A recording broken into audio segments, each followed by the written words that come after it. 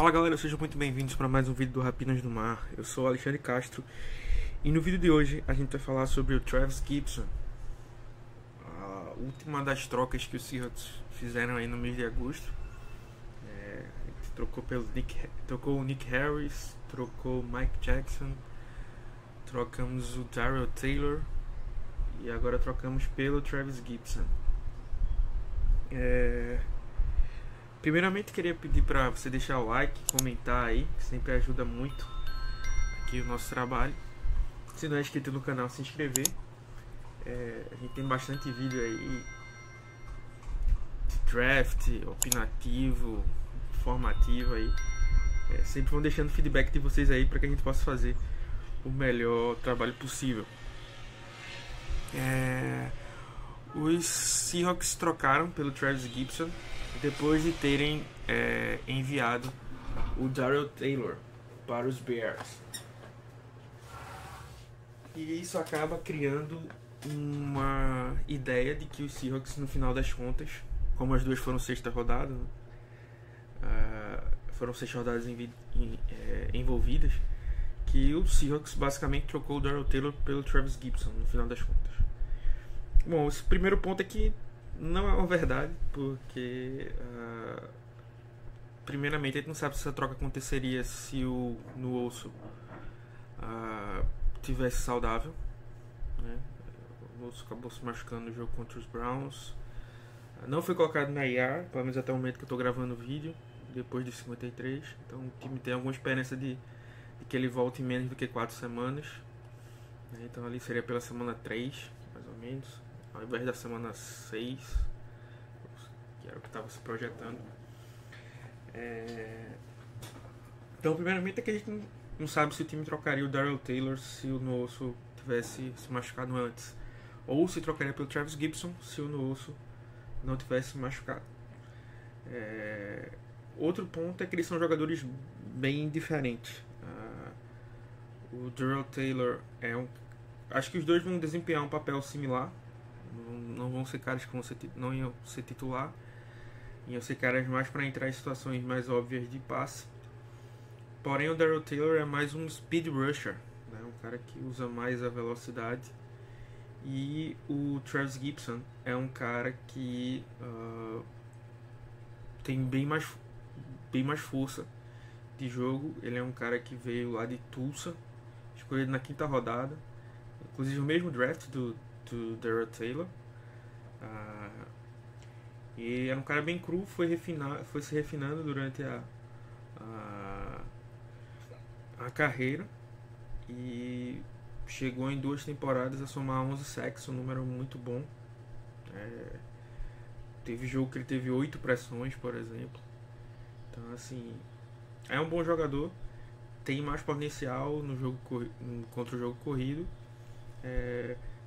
Talvez não tenha o mesmo número de sacks do Darrell Taylor, mas o Darrell Taylor era um cara meio inconstante, apesar dos números. Se você olhar, ele teve 3 sacks num jogo contra os Jets, por exemplo, que ele venceu o OT frequentemente. Então, assim, não era algo tão sustentável assim. E, por fim, os Seahawks iam pagar coisa de 3 milhões no Darrell Taylor e estão pagando 1 milhão no Travis Gibson, né? Então foi uma economia de 2 milhões. Se você assumir outros movimentos, como por exemplo não ter ficado com o John Rattingham, são mais 3 milhões, aí já forma 5, né? Então, assim, conseguiu ainda dar uma liberada no cap, né? Por um cara, a gente não trocou um titular, nem trocou por um cara que tem potencial de ser titular, né? Então é isso, vamos ver aqui um pouco do tape do nosso querido Travis Gibson. Ele é um cara que não teve muita oportunidade no seu primeiro ano de calouro lá em Chicago. Aí na segunda e na terceira temporada dele, ele recebeu bem mais oportunidades, né? Então, foram os anos que ele realmente mais jogou, e foi quando ele produziu 11 sacks nesse período, né, desses 2 anos. Em 2022, sozinho, ele conseguiu 11 hits, 30 pressões, né? Então, assim, era um cara bem eficiente, né? Bem eficaz quando era utilizado. Mas aí ele passou a não ser tão utilizado, foi cortado, foi para os Titans no ano passado, jogou 39 snaps de pass rush e conseguiu 7 pressões, um sack e um fumble forçado. Então, assim, um número bom dentro da amostragem muito pequena. Ele tinha assinado com os Jaguars, tinha jogado bem a preseason, e aí os Seahawks foram lá e conseguiram fazer essa troca aí para se reforçar. Aqui é um tape dele em Tulsa. Ele aqui é o edge do lado esquerdo, e ele vai usar um movimento chamado Deep and Rip ou Ghost Rush, que era o movimento dele preferido, e ele continuou usando muito no college, na NFL. Aqui ele usando o mesmo movimento na NFL, ele é esse edge aqui desse lado. E o que consiste esse Ghost Rush ou esse Deep and Rip? Ele finge que vai tocar a mão do adversário e no fim das contas não toca. E aí ele se abaixa, né? Que é o Deep, né? O mergulho. E o Rip é o soco para cima que ele dá, né? Para se desvencilhar. Então tem gente que chama de Ghost Rush ou de Deep and Rip. Aquele quase conseguiu o sack, mas conseguiu a pressão, que é tão importante quanto. Aqui mais uma vez o Deep and Rip é um movimento que precisa de bastante explosão no primeiro passo. Aqui ele está usando contra o jogo corrido, como eu falei, ele é um cara bem melhor do que o Darrell Taylor. O Darrell Taylor realmente assim, era uma negação. Tiveram jogos como contra os Lions e contra os 49ers que o jogo corrido era basicamente correr para o lado que o Darrell Taylor estava, porque ele não conseguia segurar nada. Então aqui, ó, ele vai mergulhar de novo, levantou, conseguiu escapar para fazer o tackle no running back, atrás da linha de scrimmage, né? Então, boa jogada aqui. Aqui ele faz um bom trabalho de mãos. Ele vai ser usado naquele stunt, né? Como a gente sempre fala, o X, né? Quando eles se cruzam. E aqui ele tem um bom trabalho de mãos para se desvencilhar do guard, né? Agora ele está contra o guard, ó. E ele dá esse club move aqui, que é esse tapa aqui na lateral, e chega na pressão em cima do quarterback. Vamos lá. Uma coisa que eu sempre gosto de falar é que, assim, para você ser um bom edge, um edge sustentável, assim, na NFL, você tem que ganhar de 3 formas, né? No outside, né? Então você precisa ter velocidade para contornar o offensive tackle, através do offensive tackle, né? Então, tipo, empurrando ele, você precisa ter força, né? E precisa ter repertório para também atacar por dentro, né? Em um inside move. Então, outside, através, por fora, através e por dentro, né? São os 3 modos. Então tem edges que são mais especializados em 2, assim, você fica mais previsível. O Travis Gibson tem armas para os 3, né? Aqui ele ataca com um inside move, né? Ele faz esse shooter step aqui, que é fingindo como se fosse uma dança, um passo de dança aqui na frente do offensive tackle para fazer ele se mover para um lado. E aí perceba que ele abre um espaço grande aqui entre ele e o guard, e aí o Gibson vai lá e aproveita para trazer a pressão para o quarterback adversário. Aqui é um movimento de força, então ele vai através do offensive tackle, né? Ele vai usar um long arm. Então com uma mão só ele vai por baixo, de baixo para cima.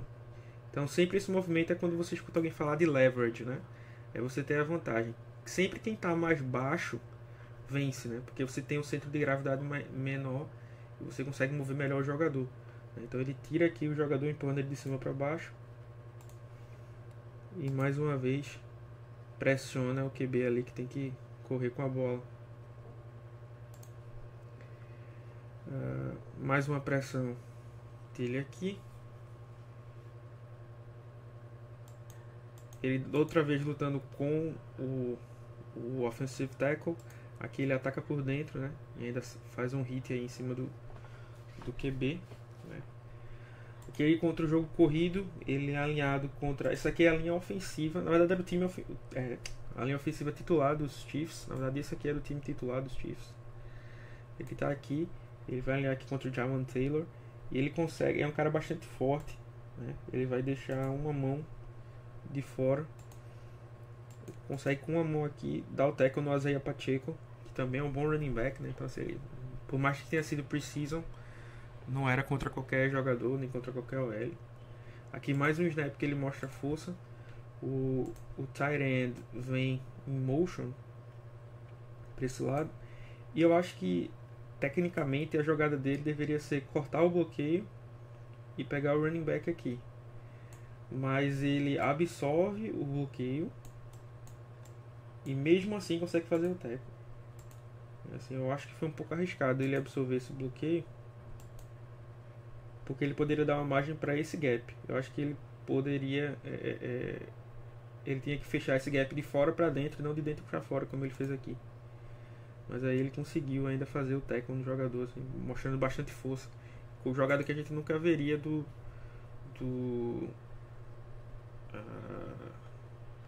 Darrell Taylor. Aqui ele vencendo por dentro, né? Então aqui esse é um club swing e ele está contra o Laramie Tunsil, né? O left tackle dos Texans, que é um baita left tackle, um dos melhores da liga. Então ele tem boa velocidade. Forçou com sure step, né? Ele vinha mais pro lado esquerdo. Quando ele botou a base, ele dá um tapa, que é o club, e faz essa braçada, né, por cima, que é o swing move. Então isso aqui é um club swing, tipo, um movimento bem refinado assim. E aqui ele mostrando que também tem velocidade para contornar o edge, né, fazer o bend, né? O que é o bend? É dobrar aqui a esquina. Então assim, você pode chegar ao quarterback fazendo esse caminho, né? Mas é bem mais longo do que você fazer esse caminho. Então assim, quanto mais rápido você tem essa capacidade de dobrar, né, fazer essa dobra aqui para colocar, ficar no alvo pro QB, né, deixar o QB como seu alvo, mais rápido você chega e mais você tem que fazer uma pressão, né? Então aqui ele consegue o sack sem grande dificuldade. Aqui mais um movimento de força dele contra o Elton Jenkins, que é um bom right tackle. Consegue aqui o sack no Aaron Rodgers, que é o club swing que a gente já tinha falado, né? E é isso. Então assim, é um cara que tem um bom repertório de moves, mostra-se melhor contra o jogo corrido, então isso pode dar mais snaps a ele, né? Assim, a gente pode descansar ali o Nuoso e o Maffer. O Derek Hall vem prometendo aí dar um salto de qualidade. O Dre'Mont Jones vem para sua primeiro ano aí jogando como edge o tempo inteiro aí. Então eu gostei bastante dessa troca, né? Diferente da troca do Barrett, que acabou sendo cortado no final das contas. Eu acho que os Seahawks poderiam ter conseguido algo mais, inclusive manter o Barrett, coisa que não fizeram. A troca do Taylor, eu acho que eles poderiam conseguir algo mais, uma quinta rodada, por exemplo. A troca do Harris, eu acho que eles poderiam conseguir algo mais, por exemplo, uma troca para esse ano, não para 2026.